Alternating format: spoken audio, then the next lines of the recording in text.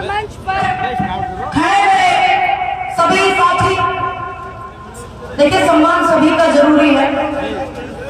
हमारे जिला अध्यक्ष असलम खुर्शीद जी मेरे साथ नोएडा से चलकर के आए, दिनेश अमाना जी, मेरे भाई साहबुद्दीन जी, राजेंद्र वाल्मीकि जी, और यहाँ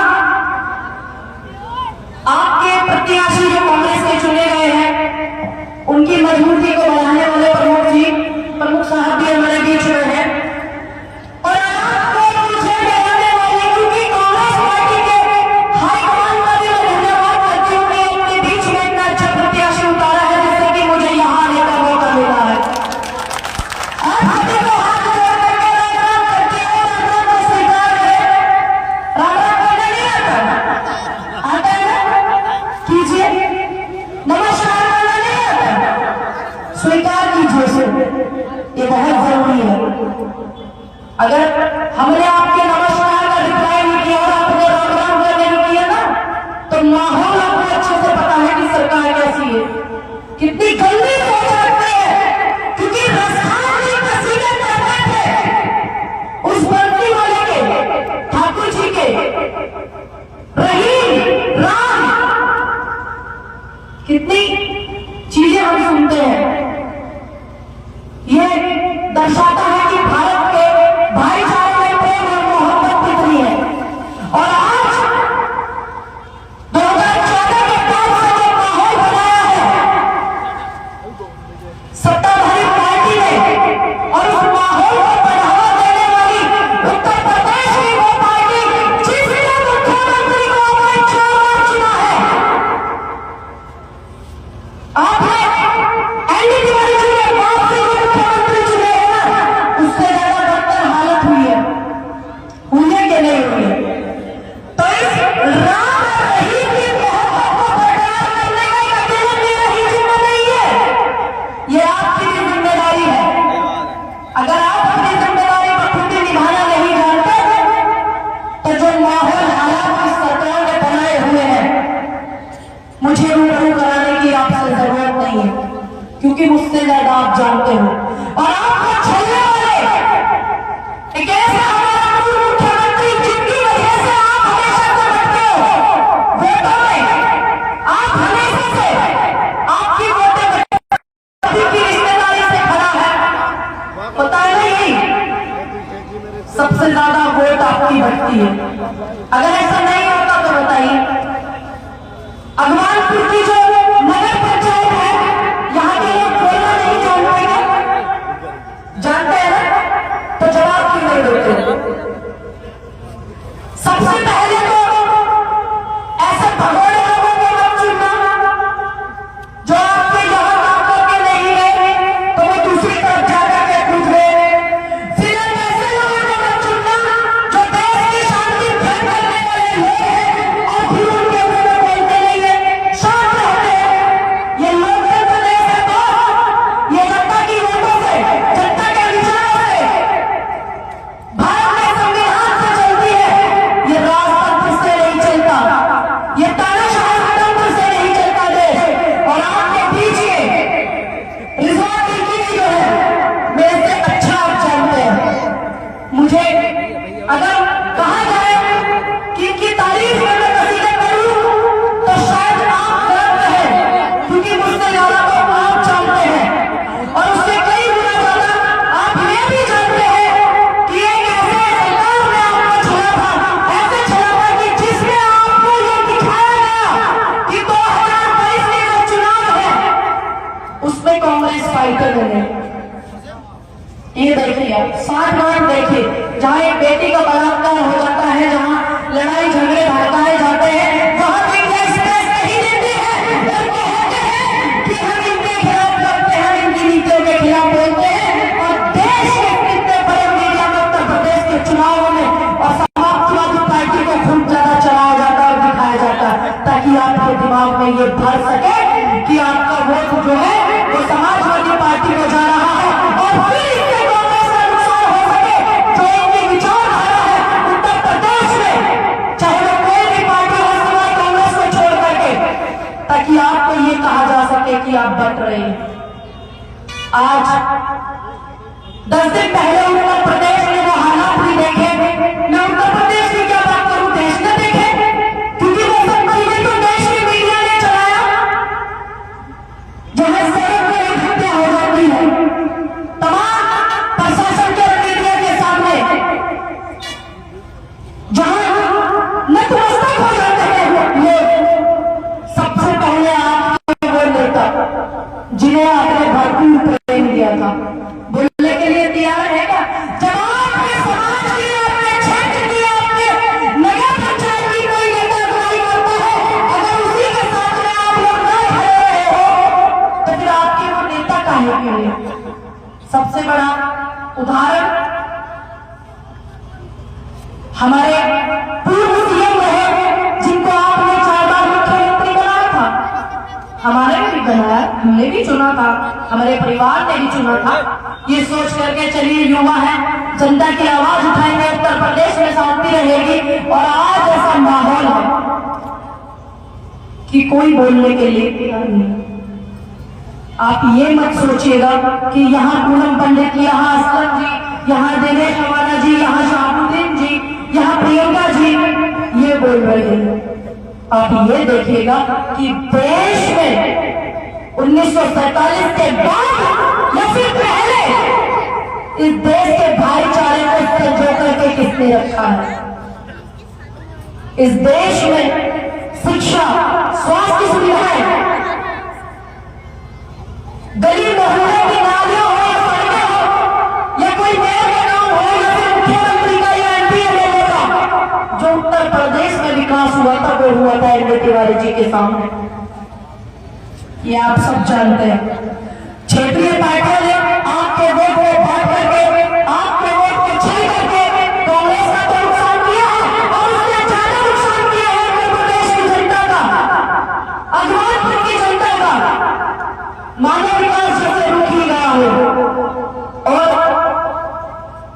ऐसे ऐसे प्रत्याशियों को चुना है, इसमें हमारे समस्त कमेटी का भी बहुत योगदान है। समस्त कमेटी में जितने भी लोग हैं कि कार्यकर्ता का मैं धन्यवाद करती हूँ। और एक बात आप सभी लोग ध्यान रखना, जब तक मेरी बहनें भी सुन रही है, एक बात जरूर याद रखना कि आप अपने भाइयों को भी चुनाव लड़ाइए, सड़कों पर निकलिए, क्योंकि इस बेटी को चुनाव लड़ने का भी अधिकार है। अपने भाइयों के लिए, अपने चाचा ताइयों के लिए वोट डालने का भी अधिकार है। ये सिर्फ मेरी ही जिम्मेदारी नहीं है कि मैं इतनी दूर से आकर के वोट की अपील करूं। आप अपने भाई बहन के फर्ज को भी निभाइए कि आप उनके लिए वोट मांगिए, क्योंकि हम भी किसी परिवार से हैं, हम भी किसी के बच्चे हैं, हम भी किसी की बेटी है। जब हम अपने लिए वोट मांग सकते हैं तो क्या अपने परिवार की महिला से वोट नहीं मांग सकती? मांग सकती है कि नहीं मांग सकती? सबसे पहले अपनी सोच को बदलिए।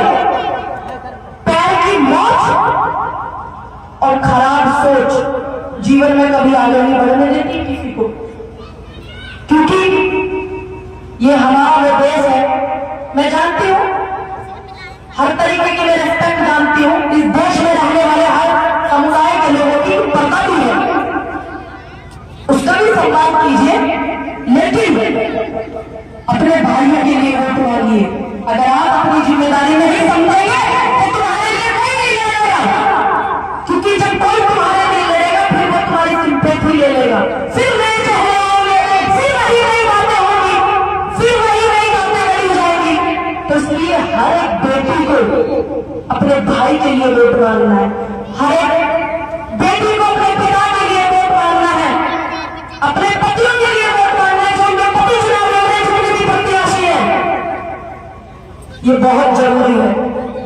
अगर आज नहीं जागे तो फिर हम कभी नहीं जागेंगे। जब पहले सत्ता चलती थी, आजादी से पहले भी, उनसे पहले भी, तो आपको पता ही होगा टीवी सीरियल में देखते कितनी उनकी जो शरीर में यहाँ करती थी, पत्नियां कितनी हेल्प करती थी। वो भी राजनीति, ये अलग बात है, ये अलग तरीके की राजनीति है, वो अलग तरीके की राजनीति है। समय के आधार पर सब कुछ बदलता है। और आज ये जड़ है, जड़ आपने जो 22 में गलती की है ना, ये सोच करके जो आपकी सोच में भरा गया है कि कांग्रेस की टक्कर नहीं है, सपा की टक्कर है और भाजपा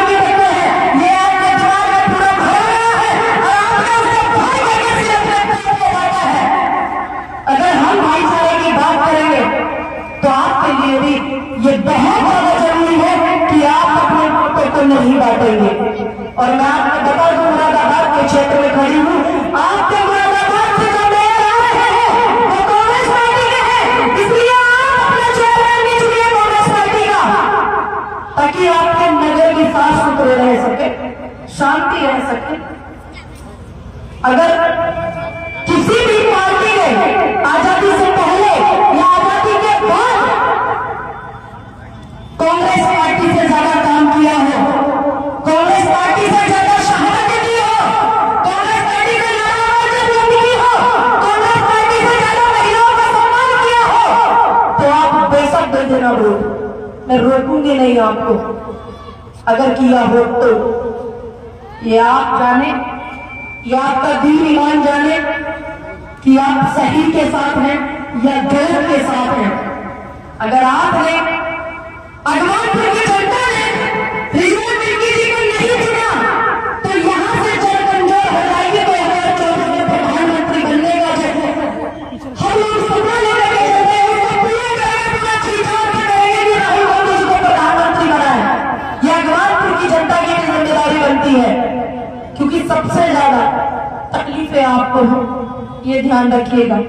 सबसे ज्यादा मेरे नेता राहुल गांधी देश में 4000 किलोमीटर की यात्रा लेकर के निकले थे कि भारत छोड़ो नफरत छोड़ो, भारत छोड़ो नफरत छोड़ो, पैगाम में मोहब्बत का लेने निकले थे। वो किसके लिए निकले थे बताइए? सबसे ज्यादा जो नफरत हो रही है, क्यों हो रही है, किसके साथ हो रही है बताइए? किसके साथ हो रही है? दिमाग में जोर डाल के बताइए। आपके साथ नहीं हो रही है? फिर मुझे तो ऐसा लगता है यहाँ के जनरल शायद पुरुष हो, इसलिए चुप है। इसलिए बहुत ज्यादा जरूरी है, ये एक हमारी जड़ है, हमने जड़ को मजबूत कर दिया। जड़ को इतना पानी से सींचना अपने विश्वास से, अपनी मेहनत से कि यहाँ का इतिहास लिखा जाए उत्तर प्रदेश की राजनीति में कि 24 का जो 22 का जो चुनाव था वो रिजल्ट इतना खराब था, लेकिन अगवानपुर की जनता ने, मुरादाबाद की जनता ने बदलाव किया और यहाँ का संदेश पूरे उत्तर प्रदेश में जाए और देश में राहुल गांधी जी अंदर है। ये सोचकर अगर आपने ये अब नहीं सोचा तो ये आप अच्छे से जानते हैं कि 2014 के बाद से कितनी बेरोजगारी है। मैं नौजवान साथियों को देख रही हूँ यहाँ बहुत ज्यादा, कितनी बेरोजगारी है, कितनी बेटियों के बलात्कार हुए, कितनी बेटी को रात में नहर में जलाया गया, कितने दलितों पर अत्याचार हुए, कितने आपकी बेटियों पर अत्याचार हुए दिल्ली में बैठी, और कितने किसानों पर अत्याचार हुए 2014 के बाद से। इस देश का जब रिकॉर्ड निकलेगा ना कि 2014 से पहले जो है आंदोलन का रिकॉर्ड निकालिए कितने थे, और जब 2014 के बाद का जब रिकॉर्ड निकलेगा कि आंदोलन कितने हुए, तो ध्यान रखना सिर्फ चंद लाइन में बात खत्म कर दी जाएगी इस इतिहास में, इतिहास के पन्नों में कि था एक तानाशाह प्रधानमंत्री और उसने ऐसा किया था, इतने समय तक का कार्यकाल था, सिर्फ इतना।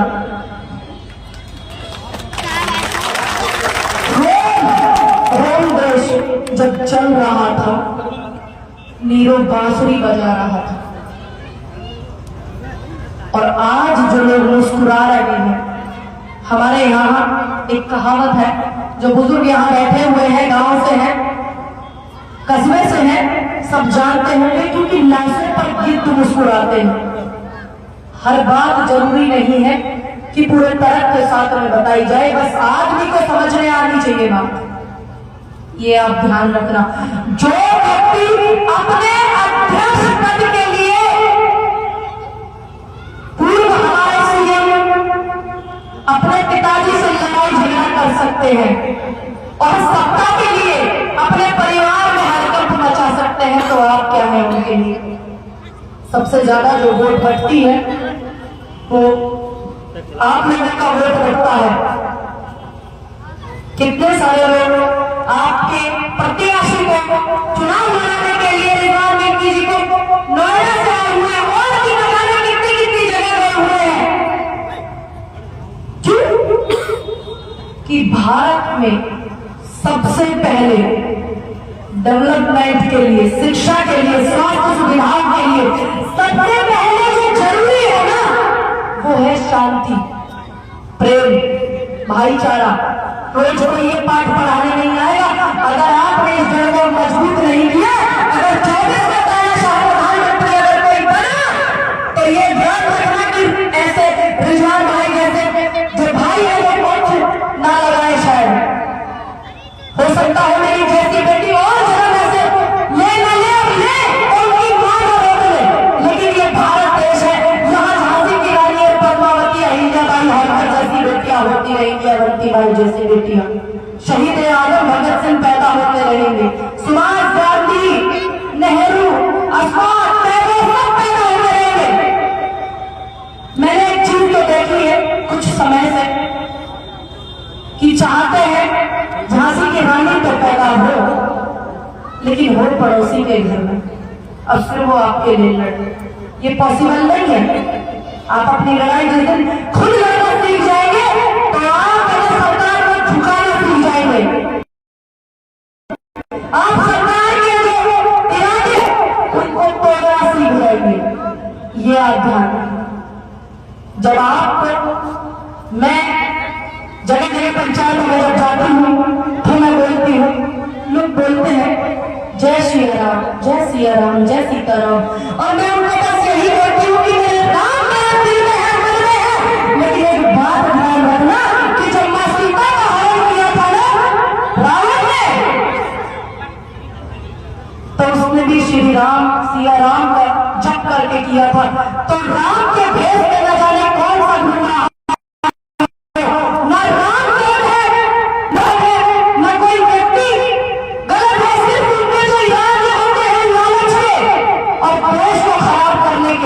वो गलत होते, ये आपको समझना होगा। बार बार मैं कल से आई हुई हूँ, 10 वर्ष लगा लिए मुझे यही समझाना पड़ रहा है कि आप मोहब्बत के देश में रहते हैं, भारत में मोहब्बत के लिए जाना जाता है। क्या और भी कोई ऐसा देश है जहाँ हीर रांझा लैला मजनू राधा कृष्ण सीताराम इनकी मोहब्बत में चर्चा भारत में है, और इस भारत में ये लोग हुए थे? क्या किसी और देश के लिए ऐसे चर्चा सुने आपने? राम रहीम की मोहब्बत के चर्चे नहीं सुने सिवाय भारत के। ये भारत सनातन संस्कृति, भारत भाईचारा, ये आपकी संस्कृति है, ये आपके देश की संस्कृति है, खूबसूरती है। अगर अभी मुझे इन्होंने मौका दिया, आपने देखा ना इसमें जगह जगह फूल है अलग अलग रंग के, तो उसकी खूबसूरती कितनी सुंदर थी। इसी ऐसा ही आपका ये गुलदस्ता भारत है, इसको संभाल करके रखिए, संजो करके रखिए, और यहाँ से अगवानपुर से अपने रिजवान मल्की जी को जिताइए, ताकि मैं आपका पुनः धन्यवाद करना सकूं। और यही कहने आऊंगी कि गरीबों की, किसानों की, मजदूरों की, रेल पटरी वालों की वोट से प्रधानमंत्री और मुख्यमंत्री चुने जाते हैं और नगर पंचायत चुने जाते हैं। ये जनता का तंत्र है। अब्राहम लिंकन थे ना अमेरिका के राष्ट्रपति, 10 लड़ाई लड़ी तो यही बोलते थे कि ये जनता का देश है भाई, और ये संविधान का देश है, ये नेहरू का देश है, ये गांधी का देश है, ये इंदिरा जी का देश है, ये आपका देश है, ये हमारा देश है, ये गरीब का देश है, ये रानी झांसी की रानी का देश है, ये हमारी होलकर का ये देश है। इसमें सब लोग रहते हैं। ये बात आपको उठानी होगी, ये बात आपको समझनी होगी। अगर कोई आपको नमस्कार करता है तो नमस्कार का जवाब बड़े प्रेम से दीजिए, अगर कोई आपको वंदन करता है तो पूरे प्रेम से जवाब दीजिए, क्योंकि यही के मुंह पर तमाचा होगा। ये खोल चोले पहन के जो घूमते हैं, चाहे वो कोई भी हो, ये ध्यान रखना, कोई भी इस भारत में रहने वाला जो भी व्यक्ति प्यार की बात नहीं करेगा, मोहब्बत की बात नहीं करेगा, भाईचारे की बात नहीं करेगा, इसका मतलब वो देश के खिलाफ है। ये ध्यान रखना। आकर के कोई प्रधानमंत्री या गृहमंत्री जरा बोल करके दिखाए कि इस देश में भाईचारा नहीं रहेगा, वो बोल नहीं सकते हैं। ये आप ध्यान रखें। आपके जो मजबूत इरादे हैं वही होने चाहिए जो आपके पूर्वजों के थे। हमारे पूर्वजों ने देश के लिए लड़ाई लड़ी, मेरे परदादा जी ने लड़ी, तो इसीलिए मैं इस देश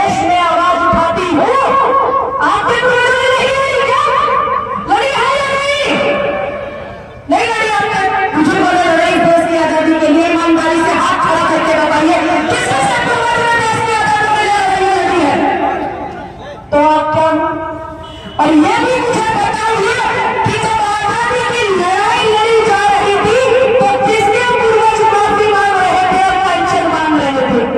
मेरे तो नहीं मांग रहे थे, मेरे तो लड़ने वाले थे, शहीद होने वाले थे। आपके भी लड़ने वाले थे,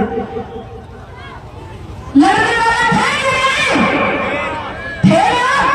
आवाज नहीं आती है आप लोगों की। मैं समझ नहीं आती। आपने पूर्वज थे लड़ाई लड़ने में नहीं, और माफी मांग रहे थे आपके नहीं थे ना? तो ये देश कैसा हुआ? हमारा ये देश हमारा है, ये देश हमारे बुजुर्गों के खून से सींचा गया है, जब आजादी मिली है। इस देश की मिट्टी में हमने जाना है, इस देश की मिट्टी में हमने रंगना है, इसीलिए हमें भारत में भाईचारा बनाना है। इसकी शुरुआत कीजिए आप अगवानपुर की नगर पंचायत से, और विजय भाई को जुड़ाइए, खूब ज्यादा वोट बनाइए, ताकि आप जिले में ही नहीं उत्तर प्रदेश में बहुत ज्यादा वोट लेकर के आए। ध्यान रखना, मैं फिर आपको कह रही हूँ कि आपका वोट बहुत बढ़ता है। एक तरफा वोट दे देना भाई को, ताकि ये लोग समझ सके कि तुमने 4 बार मुख्यमंत्री बनाया उनकी पार्टी के को, आज मौजूदा सरकार ने 2 बार बनाया हुआ है, ठीक? और पिछले दिनों एक मेरी जैसी ही, जब तो मेरा जन्मदिन बड़ी छोटी होंगी, मेरी जैसी ही एक बेटी को आपने कई बार मुख्यमंत्री बनाया है उत्तर प्रदेश की। हम भी उनसे सीखते थे कि देखो एक ऐसी बेटी है जो मजबूती से आवाज उठाती है। लेकिन आज मुद्दा कोई भी हो, कोई भी बेटियों के बलात्कार, शिक्षा, स्वास्थ्य या जो माहौल है इस समय से, लेकिन आज वो बेटी नहीं बोलती तो मुझे बड़ा खराब लगता है। जब मैं छोटी थी तो वो मेरे गांव में आई थी, देख करके हैरान थी, देख रहे थे मेरे गांव में फुल आई थी, वो कुछ भी नहीं थी। लेकिन आज जनता ने बहुत कुछ बनाया, फिर जनता ने उनको फिर बेकार किया, सिर्फ इसीलिए कि उन्होंने जनता के हित में बोलना बंद है कि नहीं? आपने भी उनको बहुत वोट दिए थे, मुख्यमंत्री बनाया था, हमने भी दिए थे, आपके समाज ने भी दिए, हमने भी दिए, उत्तर प्रदेश की जनता ने दिए, तब वो 3-4 बार मुख्यमंत्री बनी। तो ये आपको समझना, अगर आज आपने इस जड़ को मजबूत नहीं किया, रिजवान रिजवी भाई को मजबूत नहीं किया, तो आप मेरे से बेहतर जानते हैं कि यहाँ से 2024 में मुख्यमंत्री प्रधानमंत्री तय होगा कि आप एक प्रधानमंत्री बनाएंगे, या मेरे नेता राहुल गांधी को कांग्रेस पार्टी के प्रत्याशी को बनाकर प्रधानमंत्री बनाएंगे। ये आप तय करेंगे, ये यहाँ की जनता से तय करेगी। बस अपनी साइलेंट वोट जो है उनको संभाल करके रखना, और आने वाली 4 तारीख को खूब ज्यादा भर भर के वोट डालना। और अगर ये अपनी बातें नहीं सुनते हैं रिजवान जी, तो मैं आपसे वादा करती हूँ इसी चौराहे पर इनको बिठाऊंगी, ये ध्यान रखना। अगर मैं इनके लिए वोट मांगने आ सकती हूँ ना, तो एक तक पूछने भी आ सकती हूँ क्या हाल है भाई आप और आपकी जनता की। बस मैं इतना जानती हूँ कि हद से अपने वोट मांगने आई। जब किसान आंदोलन चल रहा है तो आप लोगों लगाया, हमने खाए, हमने लंगर लगाया, आपने खाए। उसी भाईचारे को बरकरार रख करके एक तरफा वोट करनी है आपको, और मैं आपसे वोट मांगने आई हूँ हद से, क्योंकि मेरे देश का किसान आंदोलन हो, या बलात्कार हुई बेटी पीड़ित हो, या शिक्षा की नीति हो, या युवाओं की नौकरी की बात हो, मैंने हर चीज से ऊपर उठ करके ये देखा कि ये देश का व्यक्ति है, देश का किसान है, देश की बेटी। तो कौन कौन मेरी बात से इत्तेफाक रखता है, पीछे से हाथ उठा करके बताइए, मुझे बिल्कुल खराब नहीं लगेगा। अगर आप मेरी बात को नहीं मानेंगे तो मालूम नहीं है सरकार मेरी गलती है। अगर आप मेरी बात से सहमत हैं तो पीछे से हाथ उठा करके बताइए कि आप भाई रिजवान को यहाँ का नगर पंचायत अध्यक्ष बनाएंगे, जोर से बोलिए बनाएंगे, और जोर से बोलिए खूब ज्यादा वोटों से जिताएंगे। मैं 10 प्रोग्राम करके आई हूँ, ध्यान रखना मेरी आवाज सुन लिया सही बुलंद, अपनी भी आवाज बुलंद कीजिए। आप लोग से याद रखना चाहूंगी क्योंकि और भी प्रोग्राम लगे हुए हैं, चाहती हूँ जिसकी भाई को सपोर्ट कर सकूं, समर्थन दे सकूं, जिसके लिए भी वोट मांग सकूं, लोकतंत्र को बचाने के लिए, डेमोक्रेसी को बचाने के